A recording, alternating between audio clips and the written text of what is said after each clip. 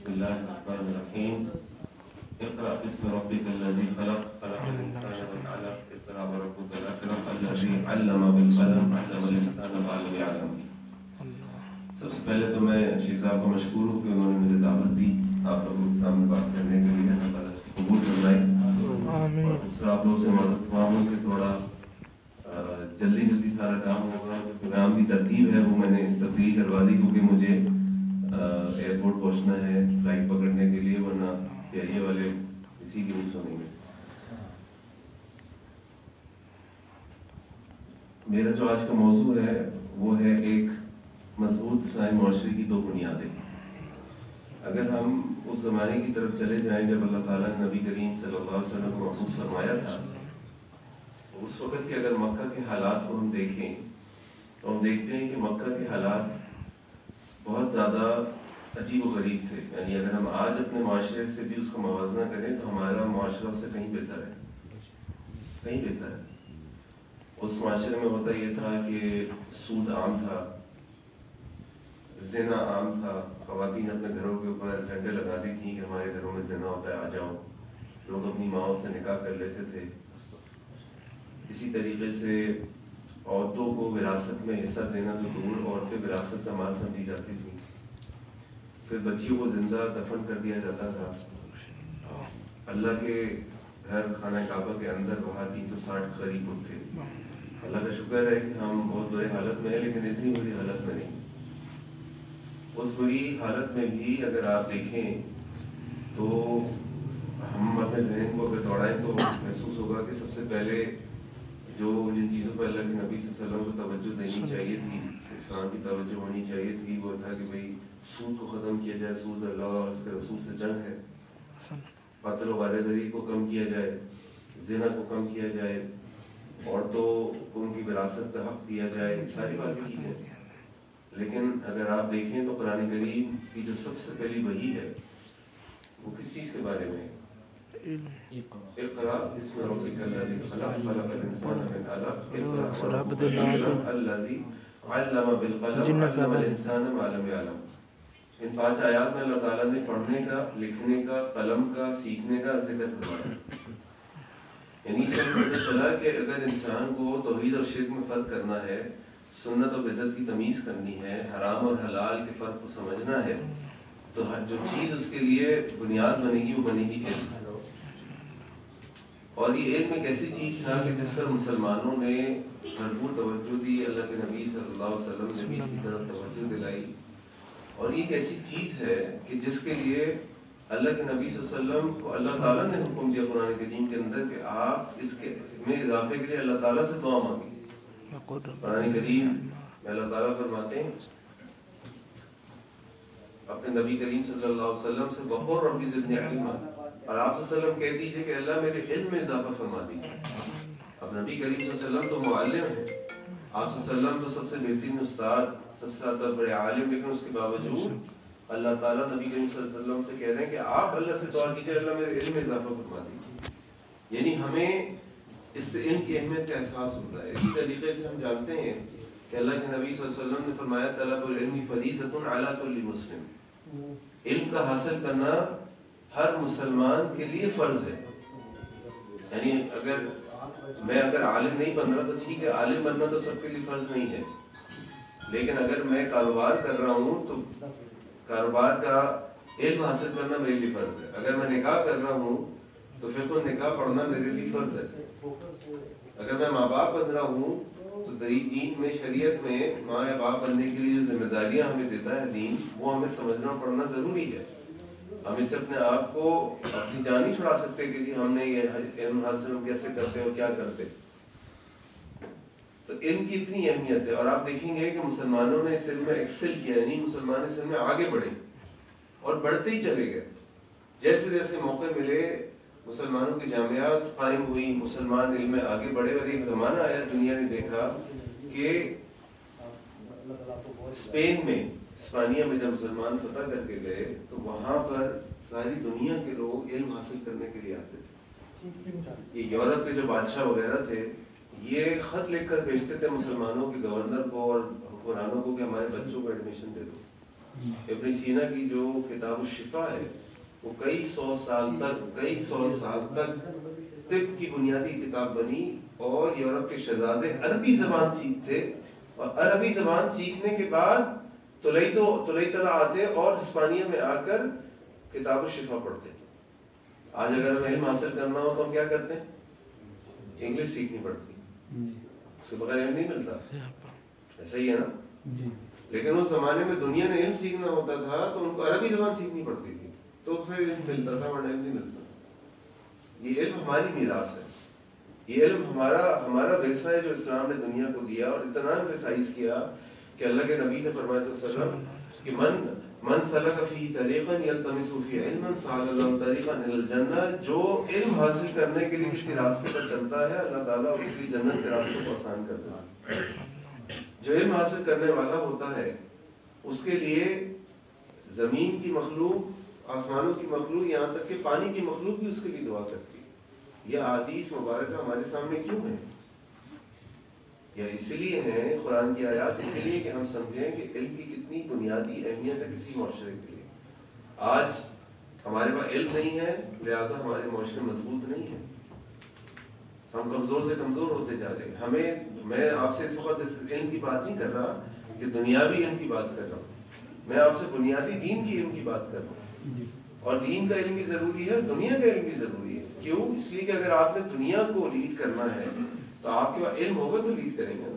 جاہلوں سے تو دنیا نہیں مانتی، جو جس میدان کا شہسوار ہوتا ہے اسی کو لوگ دیکھتے ہیں، اسی کو لوگ سنتے ہیں، اسی کو لوگ فالو کرتے ہیں۔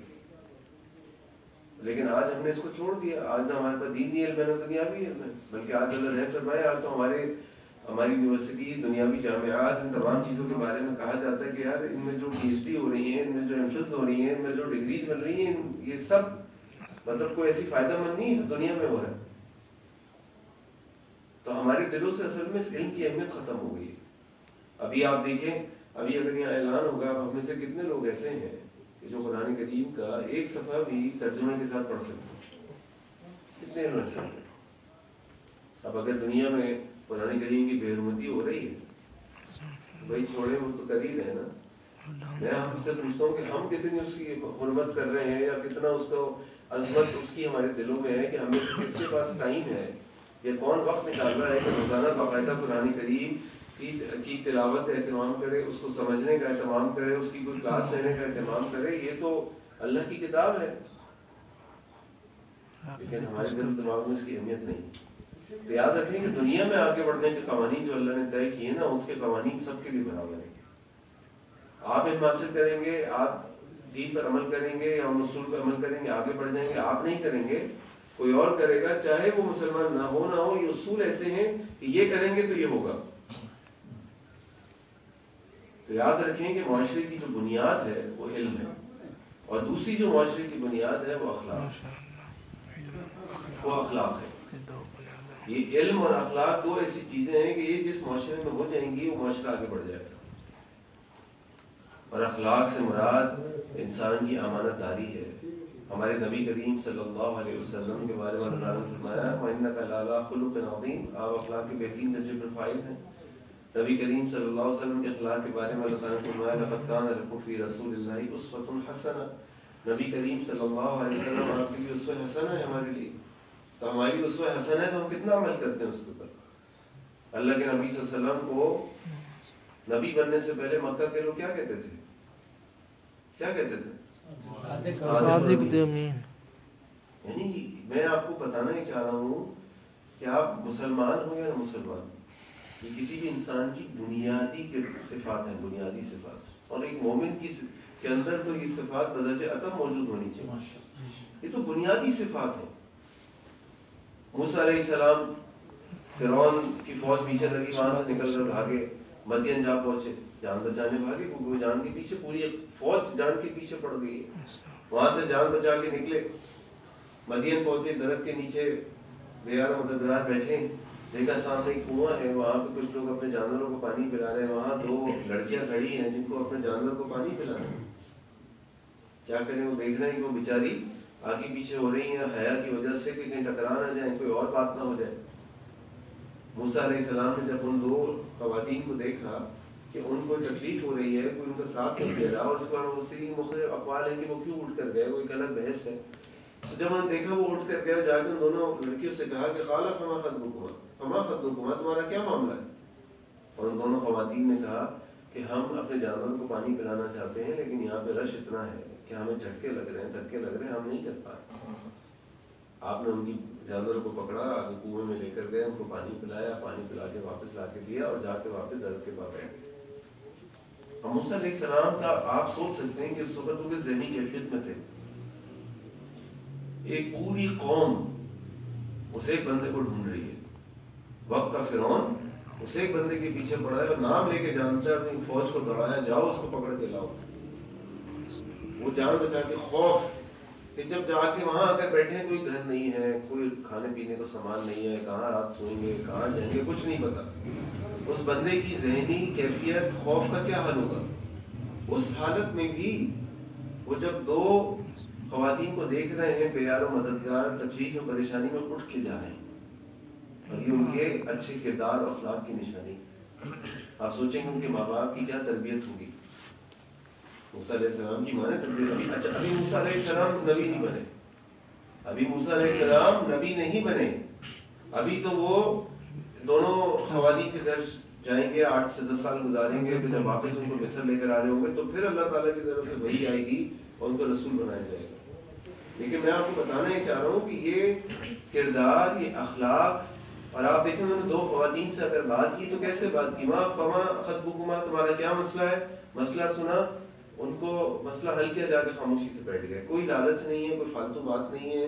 اور پھر وہ دونوں لڑکیاں جا کے اپنے باپ سے کہتی ہیں یہ کون ہے؟ یہ وہ ہے. شعیب کو جا کر کیا بتاتی ہیں؟ القوی الامین. ابا جی یہ قوی اور امین آدمی ہے. قوی مضبوط آدمی ہے، اس نے ہمارا کام کیا، اور امین کیا ہے؟ نظر اٹھا کے بھی نہیں دیکھا. کوئی فالتو بات نہیں، کوئی لالچ ظاہر نہیں کیا، خاموشی سے آیا، کام کیا، خاموش جا کے چلا گیا.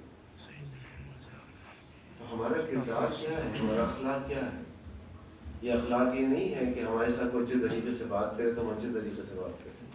اخلاق میں صلہ رحمی آتی ہے، اخلاق میں زبان کا استعمال آتا ہے، اخلاق میں عفو درگزر آتا ہے، اخلاق میں دوسرے مسلمان کے لیے محبت آتی ہے، اخلاق میں جھوٹ سے نفرت آتی ہے، اخلاق میں سچ کا ساتھ دینا آتا ہے، اخلاق میں امانت داری آتی ہے، اخلاق میں اچھے کاموں میں اپنا حصہ ڈالا. اللہ کے نبی صلی اللہ علیہ وسلم جب وحی آئی اور آپ اپنے گھر واپس آئے اماں خدیجہ کے پاس، اماں خدیجہ رضی اللہ عنہا نے جب انہوں نے بتایا کہ خدیجہ زمیلونی زمیلونی دسترونی دسترونی، مجھے چادر دو، مجھے گھبراہٹ ہو رہی ہے. آج میرے پاس جبریل آئے اور کہتے ہیں کہ قرآن پڑھو، مجھے قرآن پڑھایا، میں نے ان کو اس حالت میں دیکھا، میں گھبرا رہا ہوں. اماں خدیجہ کیا فرماتی ہیں کہ اللہ واللہ یجزیک اللہ ابدا. اللہ کے نبی صلی اللہ علیہ وسلم، اللہ تعالیٰ آپ کو ضائع نہیں کریں گے. کیوں؟ انک لتصل الرحم، آپ صلہ رحمی کرنے والے ہیں. وتحمل الکل، آپ مجبوروں کا بوجھ اٹھانے والے ہیں. وتقر الضیف، مہمانوں کی مہمان نوازی کرنے والے ہیں. اسی طرح وتکسب المعدوم، آپ محروموں کا ان کو کما کر ان کا سہارا بننے والے ہیں. وتعین علی نوائب الحق، آپ ہر اچھے کام میں ساتھ دینے والے. مجھے بتائیں اس میں کہ عبادات کا ذکر ہے؟ سارا معاملات کا ذکر ہے، سارے معاملات کا ذکر ہے. آپ احادیث پڑھیے، وہ احادیث جو شروع ہوتی ہیں لا یؤمن احدکم، تم میں سے کوئی شخص مومن نہیں ہو سکتا. کون مومن نہیں ہو سکتا؟ حتی یحب لاخیہ ما یحب لنفسہ، اپنے بھائی کے لیے وہ پسند نہ کرے جو اپنے لیے پسند کرتا ہے. المسلم من سلم المسلمون من لسانہ ویدہ، مسلمان ہوا ہے جس کے ہاتھ و زبان سے مسلمان محفوظ رہے. من کان یؤمن باللہ والیوم الآخر، جو اللہ یوم آخرت پر ایمان رکھتا ہے، فلیقل خیرا، اس کو چاہیے کہ اچھی بات ہے، اور لیسکت، کہ خاموش رہے، زبان کا استعمال. من کان یؤمن باللہ والیوم الآخر، جو اللہ یوم آخرت پر ایمان رکھتا ہے، اس کو کیا کرنا چاہیے؟ فلیصل رحمہ، اس کو چاہیے صلہ رحمی کرنے والا ہو، اپنے رشتہ داروں سے رشتے جوڑنے والا ہو. من کان یؤمن باللہ والیوم الآخر، جو اللہ یوم آخرت پر ایمان رکھتا ہے، وہ کون ہونا چاہیے؟ جو اپنے مہمان کی مہمان نوازی، اس کو عزت دینے والا ہو. کافی بات. پہلے تو انسان کا کردار اور اخلاق ہے. اس کا معنی یہ نہیں ہے حقوق اللہ کی اہمیت نہیں ہے، وہ اپنی جگہ ہے. لیکن میں نے آپ سے کہا کہ جب جو عبادات کا معاملہ ہے نا، یہ انسان کا اس طرح کا معاملہ ہے کہ یہ عبادات میں اگر اللہ نہ کرے ریاکاری آ جائے، ساری عبادت ضائع ہو جائے۔ یہ عبادات لوگوں کے سامنے بڑی اچھی ہوں، لیکن لوگوں کے پیچھے آپ اس سے خراب ہوں۔ لیکن جو بنیادی چیز ہے جس سے معاشرے پہ اثر آتا ہے وہ انسان کا اخلاق و کردار اور اس کا علم ہوتا ہے۔ آپ ساری دنیا کی تاریخ دیکھ لیں، دنیا قوموں نے ترقی کی، ان چیزوں کی دو بنیاد پر ترقی کی۔ مسلمانوں کے پاس کیا تھا؟ کون سی معیشت تھی؟ خلفائے راشدین کے دور میں کون سی معیشت تھی؟ کون سی ڈگریاں تھیں؟ کون سی جامعات تھیں؟ کون سے تخصصات تھے؟ کیا تھا؟ کون سی فیکٹری انڈسٹری لگی ہوئی؟ یہ دو چیزیں تھیں، علم اور عمل، علم اور اخلاق۔ کہ عمر بن خطاب رضی اللہ عنہ اپنے بیٹے عبداللہ بن عمر سے کہتے ہیں کہ اب یہ تمہارے جب قحط آیا مدینہ میں کہ عبداللہ تمہارے ہاتھ میں گوشت کا ٹکڑا کہاں سے آیا کہ آپ سے گوشت کا ٹکڑا چھینا، اور کہا پہلے سب لوگ گھر میں گوشت پہنچے گا تو تمہیں گوشت کھانے کو دوں گا۔ ایک اور بیٹے نے کوئی کاروبار کیا، اس کاروبار میں اس کو بڑا نفع ہوا، اس نے کہا اتنا نفع تمہیں کیسے مل گیا بھائی؟ یہ بتاؤ اگر تم خلیفہ کے بیٹے نہیں ہوتے کوئی تمہیں اتنے پیسے دیتا؟ واپس کر کے آؤ اور جو جائز نفع ہے بس وہ لے کے آؤ۔ یہ اخلاق و کردار ہے، جہاں اخلاق کے لیے، عدل کے لیے نہ ماں باپ پہلے ہوں گے، نہ رشتے دار پہلے ہوں گے، نہ ذاتی مفادات پہلے ہوں گے، پہلے کیا ہوگا؟ پہلے حق ہوگا۔ یہ دو چیزیں بڑی مضبوط ہونی چاہیے۔ اگر یہ دو چیزیں ہماری اچھی اور مضبوط ہوں گی تو ہمارے معاشرے مضبوط ہوں گے۔ آپ دنیا کسی معاشرے میں دیکھ لیجیے، آج بھی کہیں بات ہو رہی تھی کہ مغربی ممالک جہاں لوگ آگے بڑھتے ہیں، جہاں معاملات ہیں دنیاوی اعتبار سے، وہاں پہ سوشل جسٹس یعنی معاشرتی طور پہ عدل و انصاف کا نظام ہے۔ ہر انسان کے آگے بڑھنے کے برابر کے مواقع ہیں، وہ آگے بڑھ سکتا ہے، اس کو آگے بڑھنے سے کوئی نہیں روکتا۔ ابھی ایک صاحب مجھے بتا رہے تھے، میں ان سے ذکر بھی کر رہا تھا، وہ جاپان گئے۔ جاپان میں آپ نے شاید دیکھا ہو سوشل میڈیا پہ، جو ان کی آبادی ہے ٹوکیو وغیرہ میں بہت زیادہ ہے، بہت زیادہ ہے۔ تو ٹرین میں دھکا دے کے لوگ گھسانا پڑتا ہے، دروازہ بند نہیں ہوتا، اتنا رش ہوتا ہے، دھکا دیتے ہیں باہر سے، بھائی بند اندر گھسو کی طرح چپک جاؤ تاکہ دروازہ بند ہو۔ وہ صاحب کہنے لگے میں جاپان گیا، میں نے پوچھا کیسا رہا آپ کا تجربہ؟ کہنے لگے میں جاپان گیا 6-7 دن رہا، اور میں نے کہا یہ بتائیں جو ہم نے ویڈیوز دیکھی واقعی ایسے ہی ہوتا ہے؟ اتنا رش ہوتا ہے؟ کہنے لگا بھائی ایسے ہی ہوتا ہے، اس سے بھی زیادہ رش ہوتا ہے۔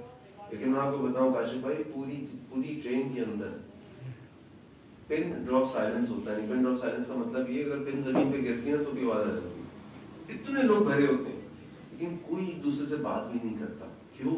کیونکہ ٹرین میں لوگ اپنے کاموں سے واپس آ رہے ہوتے ہیں، سو رہے ہوتے ہیں، کتاب پڑھ رہے ہوتے ہیں بس۔ اور اس ٹرین کے اندر بھی آگے کی 6 سیٹیں ہمیشہ خالی ہوتی ہیں، اس پہ کوئی نہیں بیٹھتا۔ کیوں؟ کیونکہ اس کے اوپر لکھا ہوا یہ سیٹیں معذور، بوڑھے اور حاملہ افراد کے لیے، وہ خالی رہیں گی چاہے ٹرین میں گھسنے کی، چلنے کی، کھڑے ہونے کی جگہ نہ ہو، کوئی سیٹ پہ نہیں بیٹھے گا آگے، کوئی کچرا نہیں پھینکے گا وہاں پہ، کوئی تھوکے گا نہیں وہاں پہ، کوئی شور نہیں مچائے گا وہاں پہ، کوئی لڑے گا نہیں وہاں پہ۔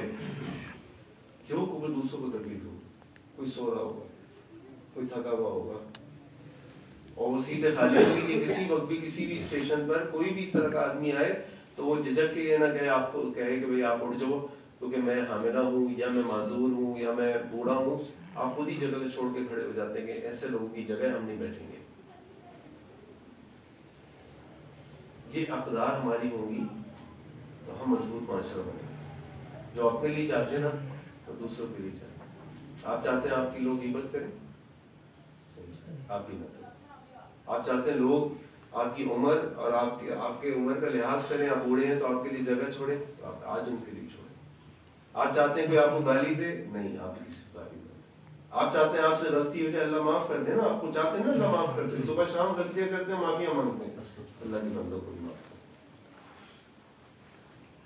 آپ چاہتے ہیں کوئی آپ کے گھر کے باہر کچرا نہ پھینکے، آپ دوسرے گھر کے باہر کچرا نہ پھینکے۔ یہ گھر شہر ہمارا گھر ہے، ہماری دھرتی ہے، ہم کیسے اس میں کچرا پھینک دیتے، گند پھیلاتے ہیں، برا بھلا کرتے ہیں، لوگ اسی پہ کام کرتے ہیں۔